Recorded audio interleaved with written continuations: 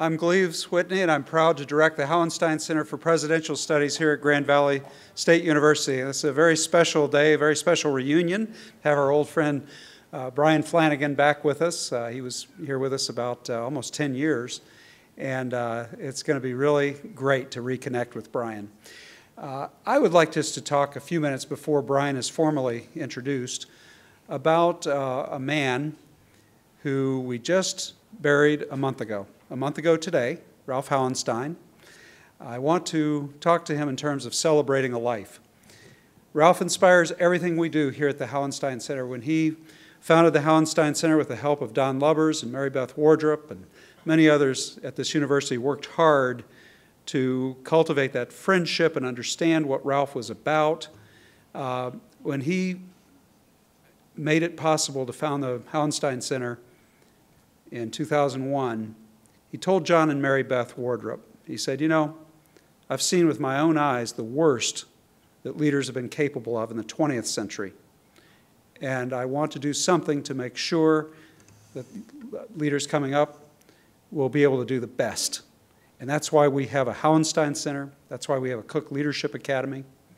And I just want to speak for a few minutes about Ralph. Let's remind ourselves why we're here. Let's ground ourselves in the celebration of Ralph's life. You know, last Sunday, 170 million people from 180 different countries watched the Super Bowl. We heard again and again about most valuable players, impact players. Ralph was an impact player. Now, he died 2 months shy of his 104th birthday. We don't just celebrate his life by its longevity, though it was remarkable in that sense, to be sure. We also celebrate Ralph's life because of the quality of the impact he had as an impact player on our lives and our institutions, not just in West Michigan, but around the world. If you go back to the 1930s and you look at the impact player Ralph was, when he was standing up for the civil rights of his African-American unit in the Civilian Conservation Corps. Look at the impact player Ralph was in the 1940s when he was in the Army. He was a colonel under General Eisenhower, and he was part of that awesome effort, that alliance of 22 nations. He played an essential role in helping roll back fascism and Nazism, totalitarianism from the continent. Look at the impact player Ralph was in the 1950s when he began an entrepreneurial career, not having taken any college courses in business. He begins this career because he has a vision. And through the machinery that he designs and manufactures, through the food that he produces, the import-export business which sends that food across 3 continents, Ralph would end up feeding literally millions of people. And then look at the impact player Ralph was in the 1960s, when he had a great philanthropic career yet ahead of him. And he gave so generously to hospitals and libraries and colleges and universities. And yes, that's why we're here. And saying the word "we" reminds me most of all of why we mention Ralph as an impact player, because he was our friend. He was our mentor. He was an inspiration. He was our hero. Ralph had a tremendous impact. For those of you who are relatively new to the Cook Leadership Academy, it was just a short time ago that Ralph would come to our events. And he was a rock star at our events. A remarkable man. Ralph had a vision, his last vision, really, for the Hauenstein Center. We talked about it a lot. He was at 102 years old, and he was still thinking creatively of ways to be an impact player. Not for himself, but for you, for the students in this room. Ralph was the impact player. He said, Gleaves, I want us to grow this center so that the students who come through here are really inspired and on fire. They have that fire in their belly to go out and really make the world better, their communities better. The institutions they're associated with, they apply that stewardship principle, that institution that they're associated with is better than it was before they got there. Well, that's a heck of a benchmark, but that was Ralph, and that's why we are inspired and will continue to be inspired by what Ralph's vision was. I do want to say before, yeah, absolutely.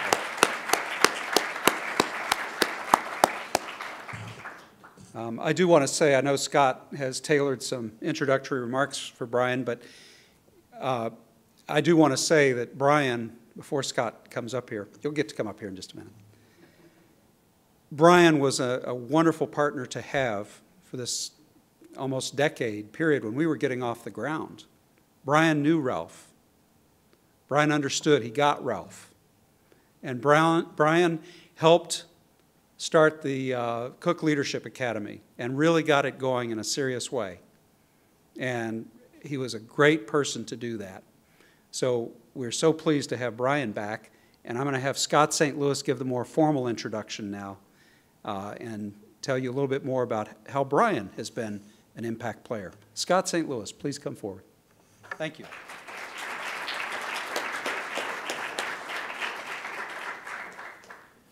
Good afternoon. Thank you for joining us today. Welcome to the Hauenstein Center's Wheelhouse Talk with Brian Flanagan. As many of you know, our Wheelhouse Talks feature recognized leaders from across disciplines who share their leadership philosophies and experiences. In this space, leaders of today and tomorrow come together to share their personal stories of learning and growth. Throughout the series, leadership values, perspectives, and traits occupy center stage.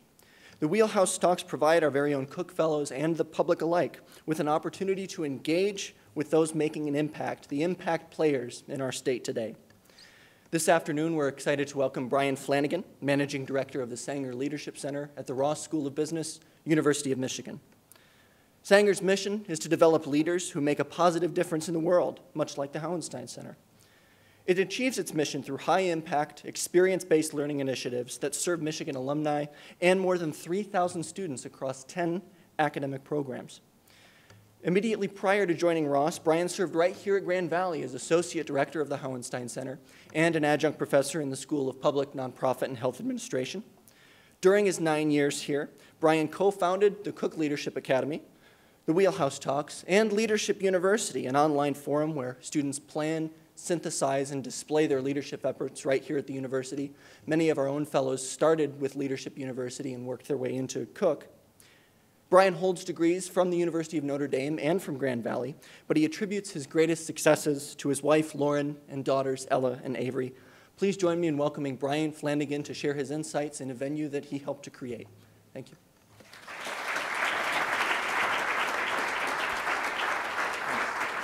Appreciate it. Well, that sounded great. How's everybody doing? Yeah? It's good to see so many familiar faces out there today, and I hope to have an opportunity to connect with more of you on a deeper basis tonight still. How many of you are the Cook Leadership Fellows? All right, thanks for being here. Just for your information, when I was responsible for the program, we did our programs on Wednesdays, not Friday nights. So I do give you the utmost credit for being here on a Friday evening, Friday afternoon, bleeding into the evening. I hope I can make this worth your while. Thanks so much, Scott. Thanks, Gleaves, for the introduction. I'd like to actually start by echoing Gleaves' comments about Ralph Hauenstein. I was driving in today and realizing that it was the first month since the Taft administration, right? The first month since 1912. How's that for a presidential reference? That this community has been without Ralph Hauenstein. And I was reflecting on that on my way in because Ralph invested in Grand Valley to have an impact on you all, and that was his intent. But unintentionally, he had an enormous impact in my life. So when I was your age, I was a pretty listless English major. Some thought of going to law school, but didn't know exactly what that looked like. And actually came here to Grand Valley with the intent of working for a year and going to law school, but again, I still wasn't sure what that was. But it's here at Grand Valley at the Hauenstein Center, and because of Ralph's generosity that I really did find direction. And so Ralph was an impact player in my life and someone who I'm very grateful for, like the rest of you. So really, I wanted to start with that tribute to Ralph. and thanks for inviting me back. I have to say it's a little bit strange being back. I did start my career here, started my family here, had 2 children here. Got to drive around some of the sites today and feel very nostalgic. So it's a pleasure to be back. We heard a little bit about the Sanger Leadership Center. I've got just a few items here, but it's a great organization that's still pretty new. We've had an opportunity, in fact, to grow from a team of 3 to a team of 10 this year because of the generosity of a guy named Steve Sanger. We're currently serving over 3,000 students across 10 academic programs at Ross. And here are just a few of the brands for the programs that we offer. I don't want to spend any time there. But because of Steve Sanger's generosity and the growth we've experienced this year, we've actually had an opportunity to start bridging beyond Ross in terms of students we're serving. And so, Gleaves, you'll find this very ironic. This is a picture of the big house. This year, we're actually, for the first time, doing programming for student athletes. So I work with a select group of 80 sophomore student athletes. I'm directly serving the Wolverines, which is a little bit of a weird situation to be in. But to that point, I want to start with a story about one of these sophomore student athletes who is an absolutely remarkable human being to tee up some of the comments that I would like to share with you all today. Anyone heard of Austin Hatch? Okay, so we know who the Michigan basketball fans are in the room. There are 3 or 4 of you.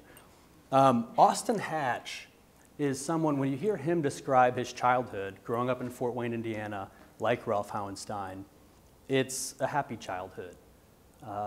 Loving home, loving parents, parents who did well economically, so very comfortable lifestyle. Lived in Fort Wayne, had a cabin in Michigan, so I actually spent a lot of time in the northern parts of Michigan. Very happy childhood. Until one day, September 1st, 2003, his dad was a pilot, and they had flown up to Michigan for vacation. We're coming back to Fort Wayne, Indiana. And on the ride back, Austin was up in the front of the airplane with his father, who was flying. His mother, his older sister, his younger brother, Ian, were in the back. Mechanical failures occurred. Austin, when he describes it, said that, his dad handed him a flashlight. He was trying to read the gauges when these electrical issues were happening.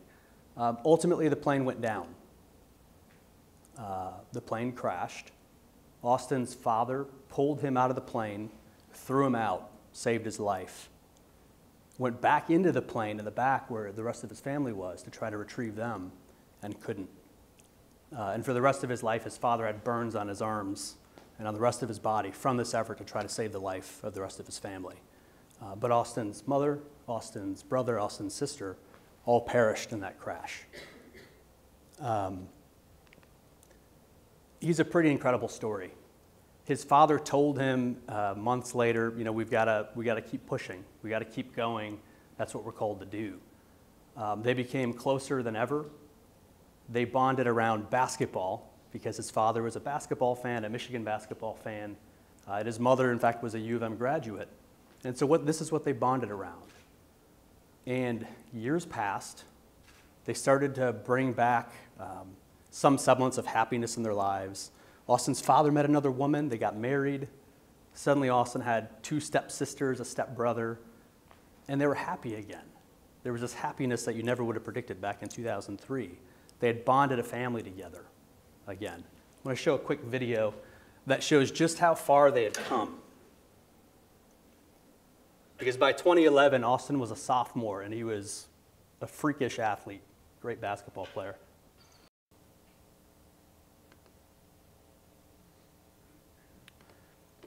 All right, so already a pretty remarkable comeback story.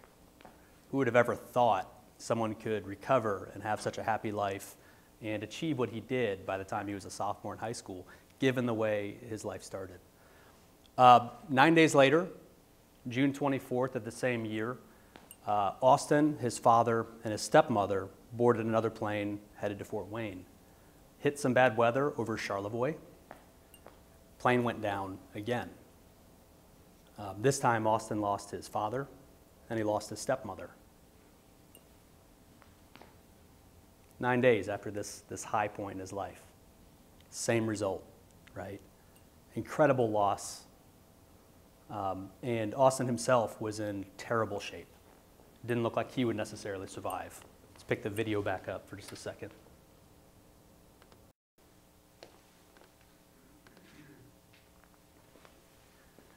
All right, again, to hear Austin tell the story, at this point he had a clear set of goals. He knew what he needed to achieve.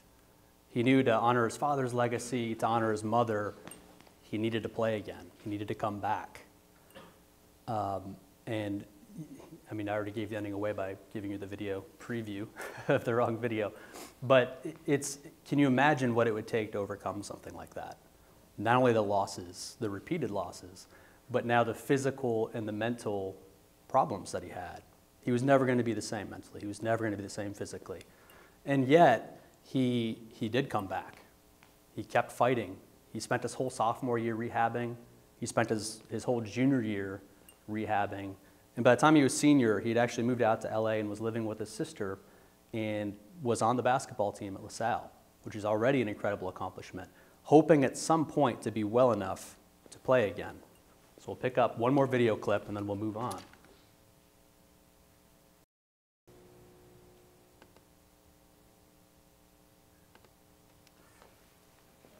So Austin made it to U of M. He started last fall, played a season of basketball with the school, even got into a game, scored a basket against Wayne State. So you saw the reaction of his high school teammates. You had a very similar reaction at U of M. But Austin once again defied expectations because of the fact of the matter was he was never going to be the player again that he was before the accident. Austin recognized that. And he was struggling his first year in college. He wasn't getting the results he wanted in the classroom. And so what Austin did next was basically stepped back, kept his scholarship, but left the team. He's now still a part of the team, but in a different capacity. You'll see him on the basketball court now in a suit and tie because he's a student coach helping the team out. But what you see in Austin is incredible. So it was first this drive to get back on the court, this incredible ability to come back that you don't see very often. And then he pulls this 180. He's serious about his learning. He's driven to learn. He's driven to succeed. And he's connecting with people on a deeper level than he ever has before. He's serving others. He's mentoring younger student athletes. He's having a far bigger impact, in fact, now than he would have as a player. So when you ask Austin, how is this possible? How is his story possible? He explains it this way. When you're millimeters away from death, you look at life through a different lens, which I absolutely acknowledge and think is true, but I have another theory as well. One other quick story of hardship. There's a story that's in a book by Michael Youngblood about an entrepreneur, a failed entrepreneur, who put everything into creating his own business, eventually failed. The business folded. He said he couldn't find meaning in a job because he didn't have one. He couldn't find meaning in wealth because he didn't have any. Couldn't find meaning in social status because failed entrepreneurs don't have any social status. His girlfriend had just left him. Not a good week, right? So couldn't even find meaning there. Hit rock bottom. And this is how he described it. I had nothing, therefore I was nothing. But then this came. An awakening, a change, a revelation. And the way the entrepreneur describes it, he says, until that point I had lived my life through the eyes of other people. I had defined myself through object reference. My sense of identity and my feelings of self-worth were tied directly to the outer circumstances of my life, my job, my wealth, my status. All of these external references were stripped away. When I looked in the mirror, I didn't know who I was. For me, the ego death and subsequent rebirth was a wonderfully powerful and transformational event.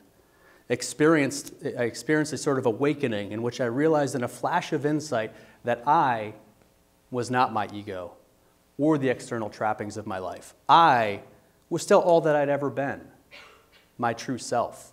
Nothing that was real and certain had changed, just superficial aspects of my environment.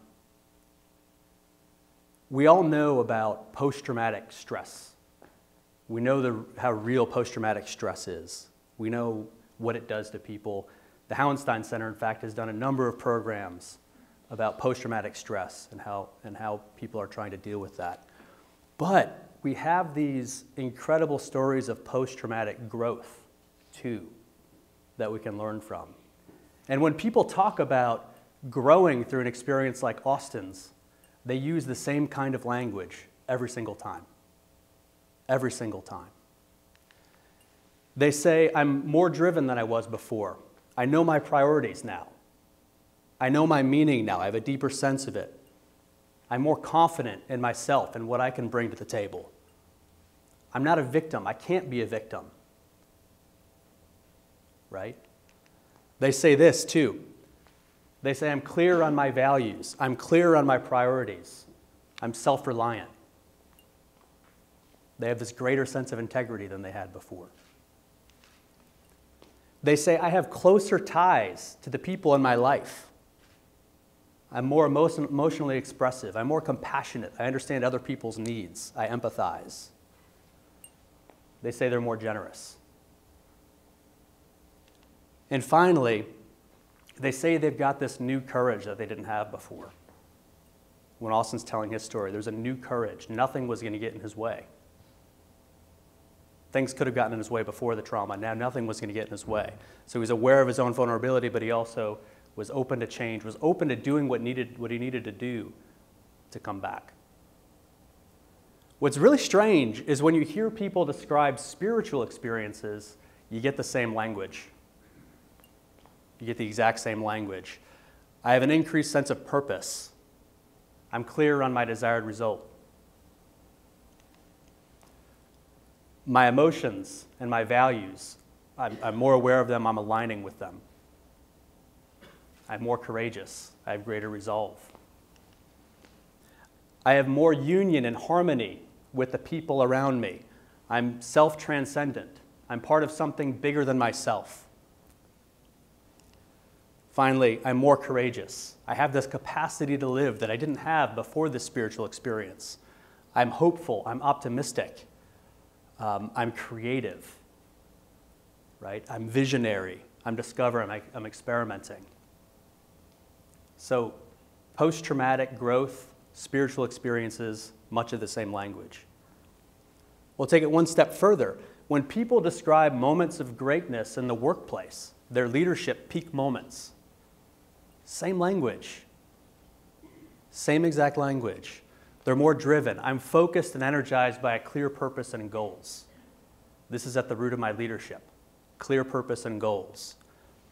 I'm internally directed. I'm aligning my values with my actions, with my decisions.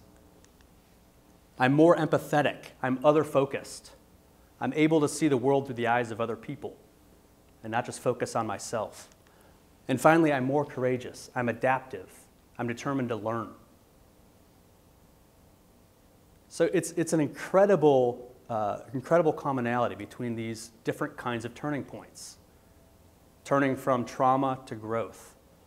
Finding a spiritual awakening. Entering into a moment of greatness where you're peaking in your performance as a leader, which at the Sanger Center and at the Hauenstein Center is what we're really interested in. These four elements are at the core of a version of our leadership model. So we've got a couple different versions of the Michigan model of leadership. This is focused on a mindset that anyone can develop.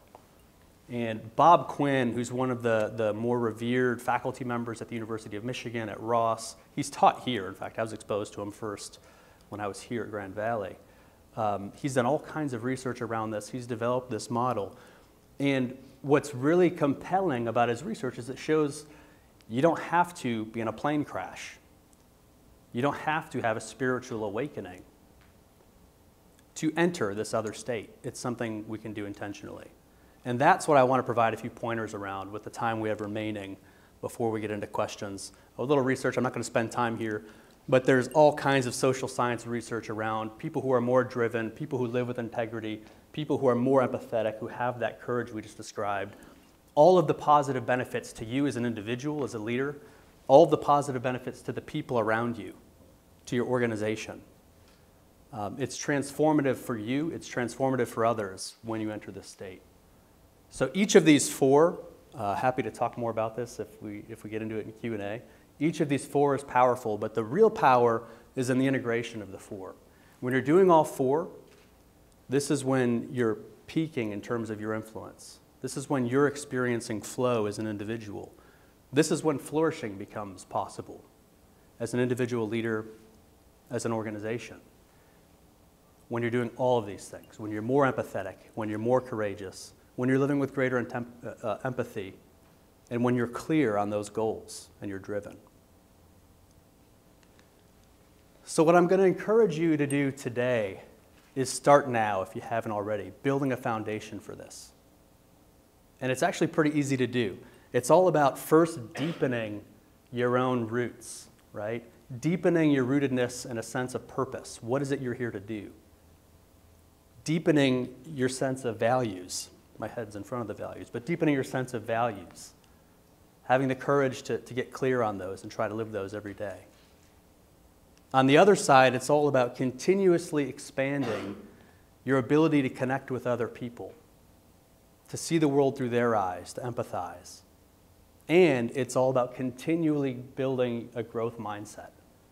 I'm going to share a little bit more on each of these, but that growth mindset, for anyone's interested, there's a great book, Carol Dweck, called Mindset, that's all about the incredible importance to leaders and to everybody of having a growth mindset as opposed to a performance mindset.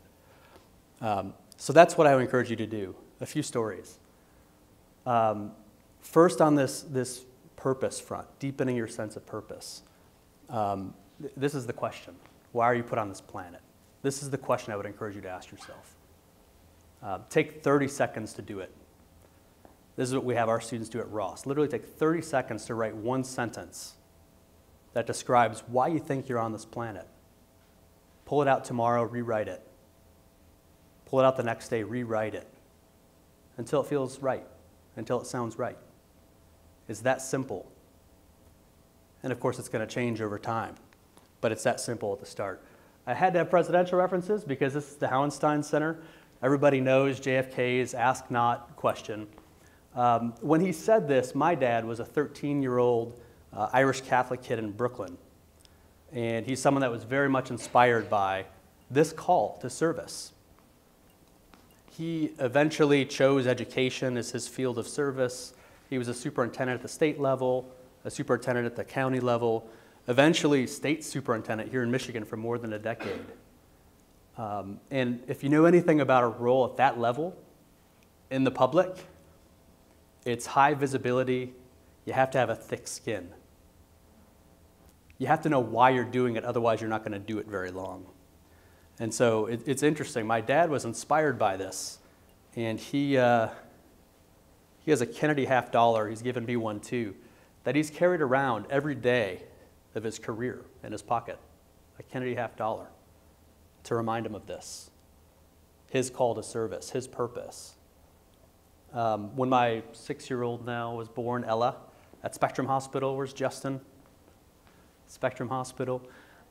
He brought one of these Kennedy $50 and gave it to an infant who can't do anything good with a Kennedy $50.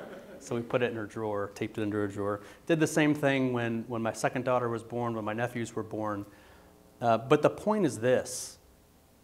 He had this incredible career, this difficult career. I never understood how he could operate at this level so long with all of the abuse that gets thrown at you when you're a public figure. And it comes down to this. It comes down for him to being clear on what he was actually here to do, carrying this coin around, answering that call every day. Pretty incredible stuff. You don't have to have something like this, although it is a good reminder. But again, I just encourage you, take 30 seconds, write a sentence, rewrite it tomorrow, rewrite it the next day. Revisit it as you're trying to think about, what is my career? Or even what is my major, if that's still a question.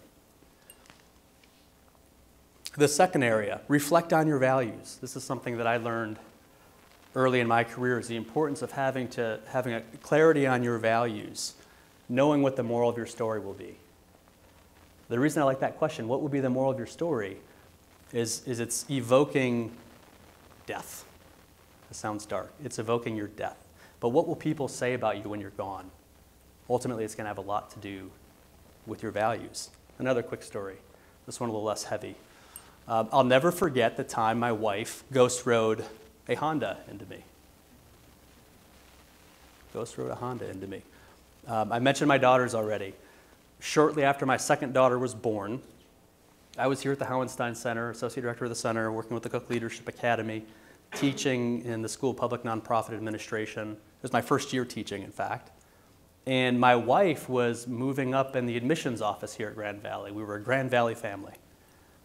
She was newly Associate Director of Admissions and was responsible for all of the big weekend events that happened. She was the one that was planning them. She was the one that was executing them. She had to be there. Maybe 2 weeks after she got back from maternity leave, one of these big Saturday events was happening, and so she had to go. Sunday was my day to prep for my class. So that was kind of our lifestyle at that time. It was Monday through Friday day job. Saturday, Lauren was on campus for an event. Sunday, I was prepping for my class all day. We saw each other in the evenings. This particular Saturday, I think it was her first one back, she got up early, left. I was in the kitchen with my newborn and my 2-year-old, having no idea what the hell to do. Terrified. Not really, but you know what I mean. It's not an easy thing. And about a half hour later, I hear the garage open. I hear my wife coming back in. So I'm in pajama pants and a T-shirt. I open the door. I look out, and my wife had pulled her Honda partway up into the garage, not all the way. She was around the back with the trunk open.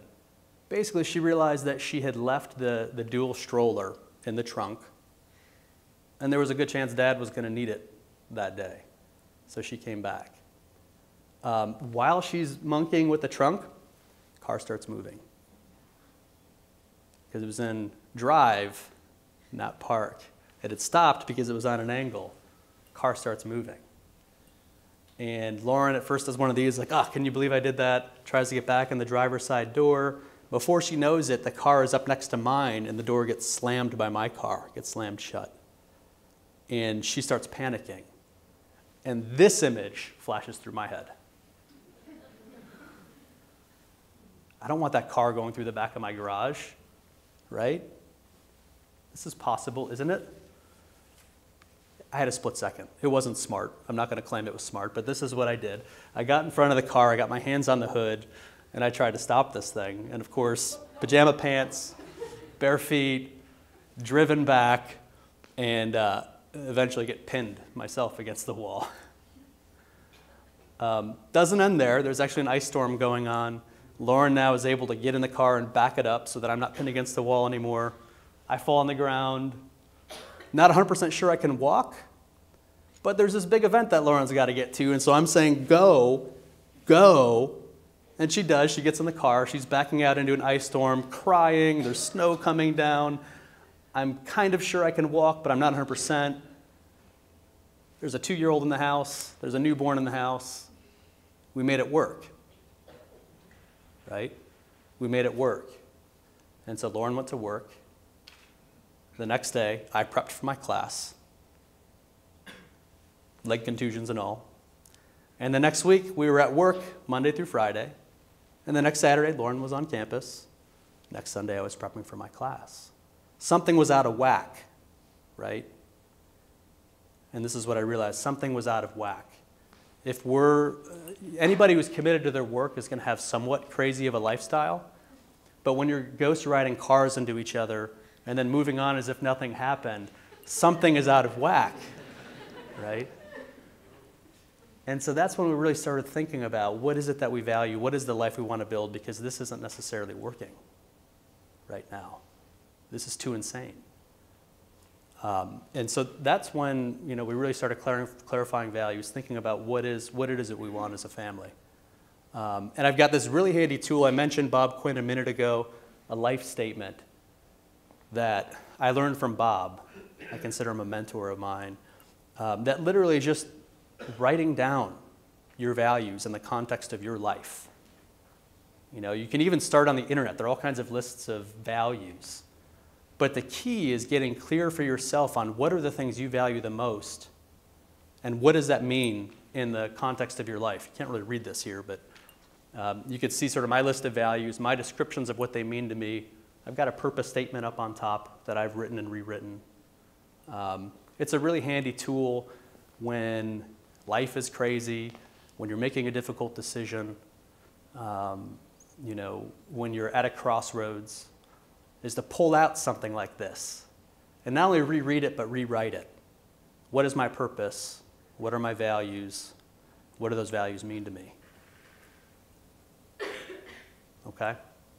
Pretty straightforward. The third area of our model, see through others' eyes. How can you uplift and serve? When I was teaching here at Grand Valley, I taught a super uplifting book called The Origins of Totalitarianism by Hannah Arendt.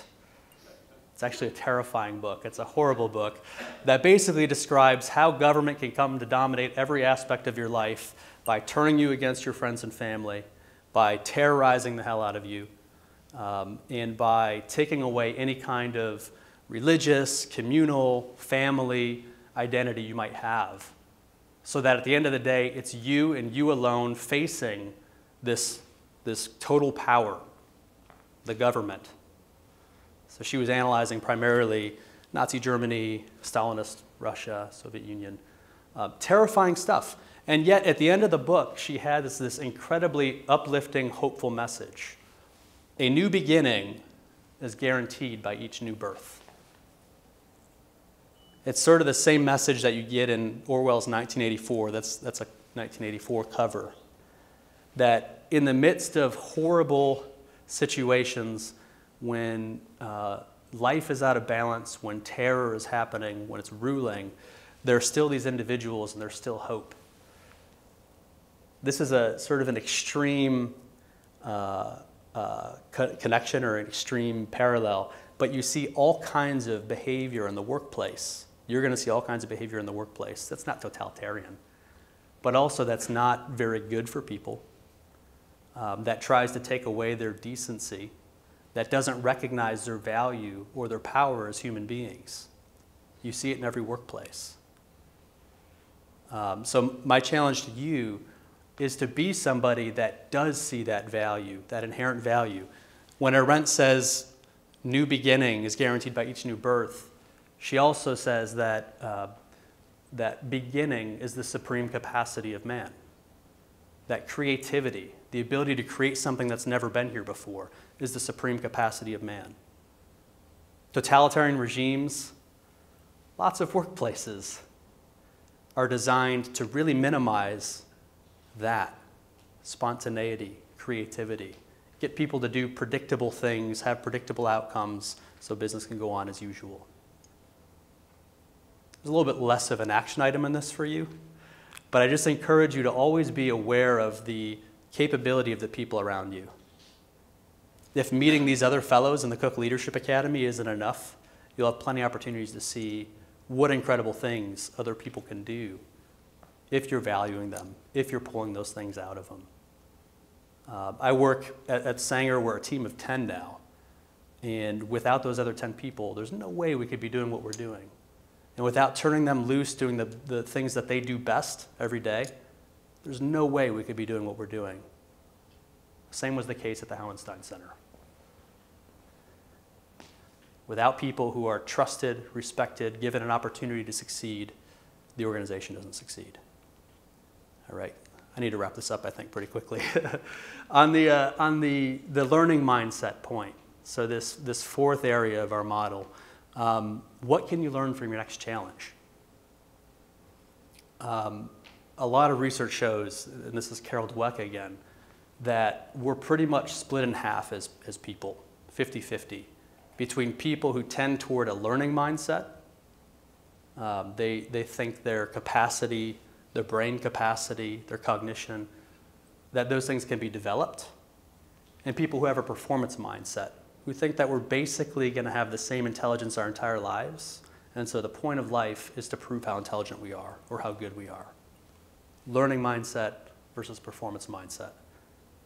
We don't have time to get into too much detail today, but what I'll just tell you is that there will be opportunities throughout your career, and you're already showing that you are motivated to do this, but there are going to be opportunities throughout your career to do things that make you feel uncomfortable, to do things that are new, to do things that are a little bit scary. And I encourage you to take that opportunity every time. Don't worry about whether you succeed or fail. Worry about what you're going to learn. Another presidential reference. Look at this. I'm loading in these presidential references. Early on in my time at the Hauenstein Center, I read this massive volume, Truman, by David McCullough. And I'll never forget reading fairly early in the book how horrible of a public speaker Harry Truman was at the beginning of his career. He said, I had to learn to get in front of a group and talk. I had to do it, so I just went ahead and did it. David McCullough says, basically, the best thing you could say about Truman's early speeches is that they were brief. One of his advisors said it was this horrible showing of public speaking. He said, I suffered for him. But the fact of the matter is this, nobody remembers that Truman, right? They remember the Truman who was president of the United States, who spoke to the whole nation every day. When I read this book, it actually was a real sort of spark of insight for me, because I realized there are all kinds of things that I can try right now as a young professional that I'm not going to be very good at. Guess what? Nobody's going to remember how bad I was at the beginning. My first public speaking experiences were in this room. In fact, I remember being behind this podium and feeling like I did okay. And when I got to the back of the room, Mandy Bird, who was also at the Hauenstein Center at the time, said, you know what I really hate? I hate when people lean in and out of the microphone while they talk, because it just sounds weird. It sounds awful. And I was like, okay, so that must have been what I was doing. Thanks, Mandy. But, I had to listen to that feedback. And I had to be willing to try again, even if it was uncomfortable, even if I was bad at it. And the fact that Mandy was willing to offer me feedback was actually a really good, helpful thing. We should all seek more feedback. And so my encouragement to you is just what Truman is saying there. If there are things you know you're going to have to be able to do, even if they seem scary, you got to just try. You got to just try and learn. I was telling Chad, in advance of this talk, the first interview I did after the Hauenstein Center, after I was well into my career, was with an East Coast university who had a new leadership center. They were looking for a director. They flew me out to interview, which in and of itself was like this crazy thing. I was like, who would fly me out to the East Coast to interview for something like this? And I found out a week before the interview that the university president was going to be there, the provost was going to be there, 3 deans were going to be there. Their Ralph Hauenstein, so the founder of the thing, was going to be there. Also happened to be the chairman of the board. Terrifying stuff. I'm not prepared for this at all. I've never done anything like this. But I had already had a flight, I already had a ticket, so I had to go. And it didn't go great. It wasn't perfect. I didn't get the job. Some Harvard PhD got the job. Definitely should have over me. But here's the thing. Even though I didn't do a great job, didn't get it, what happened through that interview process is I learned about a lot of gaps. I learned about things that I needed to improve, or I wasn't going to be able to ever get a job like that. And so a month later, when I was asked to teach at Grand Valley for the first time, I was like, yeah, let's do it. It was another terribly uncomfortable thing. And yet I knew I had to be able to do that. I had to continue developing my expertise if I was ever going to be able to do a job like this one I hadn't gotten. So I'm going on and on about this. But as soon-to-be college grads, there are going to be all kinds of opportunities to do things that are terrifying, that you've never done. And I would just say do them and learn from it. And go in with that mindset that I'm probably not going to be great at this, but I'm going to learn from it, and I'm going to ask others for feedback. Okay, so those are the 4 areas of our model that I wanted to be sure to get to you.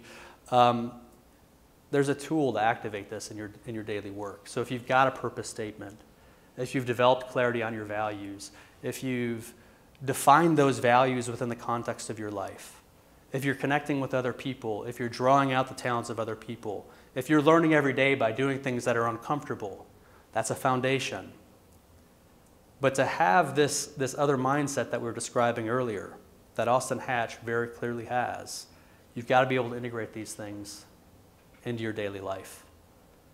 And the good news is we've got a tool for that. So do any of these situations sound familiar, things you're going to face in the near future for the students? Lots of assignments. A horrible roommate Difficult conversations with a roommate who's maybe in the sophomore slump. Distractions from studies, no. No one's ever distracted from their studies. Peer pressure, difficult presentations. Maybe you're choosing a major or career. Difficult, challenging things.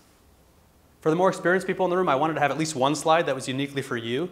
You're not doing these things, but you might have a tough meeting. You might have an appointment with an employee who's failing. Maybe there's some difficult feedback you're receiving or need to give. Office politics, conflict, unethical behavior in the workplace. All kinds of difficult situations we face every day. These are your opportunities to bring out that state of mind that I'm trying to describe to you, where you are clear on purpose, where you are living your values, where you are connecting with the people around you so you're not just thinking about yourself, where you are willing to learn. And what's amazing is we've got these 4 questions. Again, I've got to credit Bob Quinn, who's an incredible thinker and researcher in this area, but 4 questions. What result do I want to create? So if you're going into a difficult conversation with your roommate, what result do you want to create? If you're clear on that, you're probably more likely to get that result, right? So it's a useful question to think about. What would it mean to live my values in this situation? You know what your values are. You know the kind of life you want to live. But are you bringing that into these daily decisions by thinking about what would it mean to actually live my values in this situation right now? How are others feeling? What are their aspirations? What are their needs? How can I serve those? When we get into a difficult situation or a crisis, when pressure is high, when time is short, it's very easy to focus on our own needs, which is a normal thing and an okay thing and something everybody has to do to avoid burnout, right? It's necessary. And yet, when we're entering a leadership state, when we're trying to be a leader in a situation, it's important that we can shift from our self-focus to a focus on what are the needs of others, right? So how are others feeling? What are their needs? What are their aspirations? How can I tap into those? And finally, given all of this information, what are some strategies, 3 to 5 strategies I could use to accomplish the result I want to accomplish? If you've got some strategies in your head, more than one is the key. Because if you have one strategy and you go into the situation and that doesn't work, then what? And so the point of having multiple is to have a backup plan, but also to have the confidence to go into a situation that's ambiguous, that's difficult, and know that you can navigate it because you've thought about some other options. So these 4 questions, we teach them to all of our students. I use these every day. I use these in all kinds of situations. I use these in preparing for this speech. What result do I want to create? Tonight I wanted to talk mainly to you all, to the Cook Leadership Academy. I love the rest of you, but we're here for the Cook Leadership Fellows. And I wanted to have some kind of a nugget. Didn't have to be a lot, but some nugget that would be helpful to you all. What would it mean to live my values in the situation? Well, I'm going to tell some stories about my experience, my life. I'm going to ground this in something more than research because I want to connect with you on a personal level. How are others feeling in this situation? It's a Friday. Maybe we could tell a good story or have some videos so that at the end of a long week, we can have a good time together. And finally, given this information, what are some strategies I could use?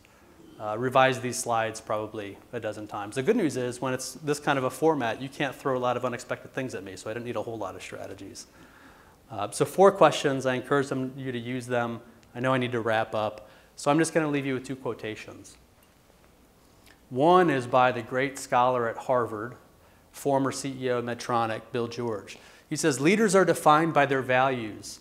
The values of authentic leaders are shaped by their personal beliefs and developed through study, introspection, consultation with others, years of experience. If leaders are not true to their values they profess, people quickly lose confidence in their leadership. We talked about rooting in purpose and values. That's what this quotation is all about. Being more authentic because you're clear on purpose and values. Does this resonate with people? Raise your hand if this resonates with you, if you agree with Bill. Yeah? All right. How about this quotation? Herminia Ibarra, great thinker and scholar at INSEAD. No one wants to lose herself in the process of change, yet the only way to start thinking like a leader is to act like one, even when it feels inauthentic. The insight you gain from trying to be someone you're not yet helps you more than any introspection about the leader you might become. Does this resonate? Raise your hand if this resonates. Can you commit to that one too? That's interesting. You just told me the opposite was true. But it's one of those fundamental paradoxes about developing yourself as a leader is you do want to be more authentic. You do want to be clear on purpose and values. We talked about that. But you also have to be willing to step outside of yourself and do things that don't feel like you and make them you. Learn your style. Learn how you do it best. Make that authentic eventually. But it's only by connecting with people in a deeper way that you never thought you maybe could or should, or by trying new experiences, by trying to do things that are uncomfortable, that you're ever going to learn. Otherwise, you're going to have the same skill set 10 years from now that you do today. Make sense? Great. Then I'm going to leave you with that. I do thank you. I do want to encourage you. Again, you're already in the right place by taking part in things like the Cook Leadership Academy, going above and beyond what some of your classmates are. But keep pushing it. Get clear on some of these things. This is an opportunity to build a foundation that's going to be useful for the rest of your life. Thank you so much.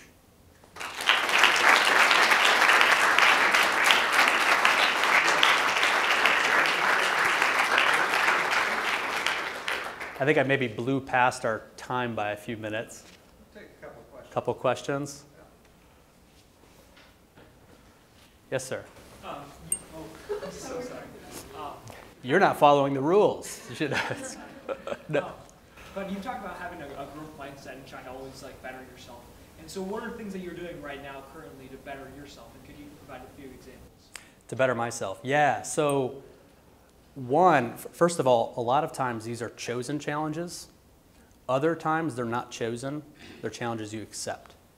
So one of the things that's happened to us at the Sanger Leadership Center in the last year is we got for our center, a life-changing gift that gave us an opportunity to grow from basically serving first-year MBA students to now serving first and second-year MBA students, undergraduate majors, undergraduate minors, global MBA students, part-time MBA students, executive MBA students who are all older than me, more experienced than me, masters of management, masters of supply chain, masters of accounting.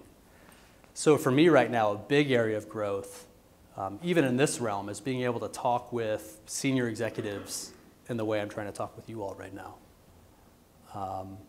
So there are challenges that are sort of thrust upon you that you have to answer. But beyond that, for me, again, tied to this life-changing gift, we went from a team of 3 to a team of 10.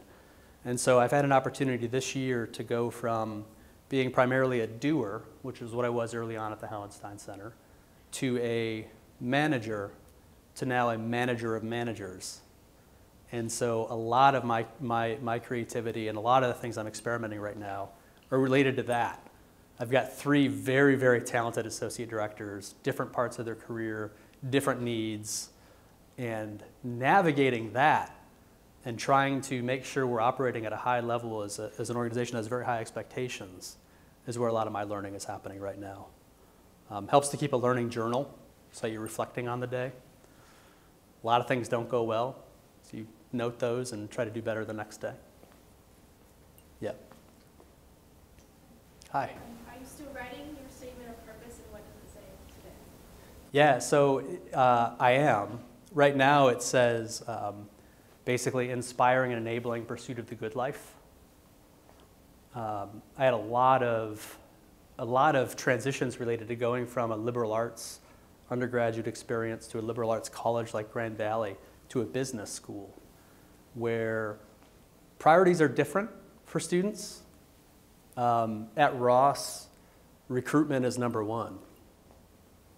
There are MBA students who, are dropping $100,000, taking a 2-year break from life, who have 5 to 7 years work experience in corporate settings already, they're here so that they can get to that next level in their career. And so there can be a tendency in a business school to be so hyper-focused on that you miss out on everything else, that you're not thinking big enough picture about what are the things that matter to me, what are the things I want to cultivate in my life. And so when I say the good life, it has Aristotelian roots that Gleaves would be much better prepared to tell you about than me. But for me, it's thinking bigger about, family and friends and balance and creative opportunities, because sometimes those are really lacking in corporate settings. Pushing people to think about other priorities in their lives, essentially. And that's sort of my zone, at least where I exist right now. Yeah? Thank you. Yeah, it's Friday. Well, I thank you all for your attention. I thank you all for your time. I hope I get a chance to connect with more of you at a reception, right? But in the meantime, best of luck to you. If you ever want to talk more about this stuff, I had my email address up there. I can provide it to the Hauenstein Center. I'd be happy to talk further. All right. Thank you.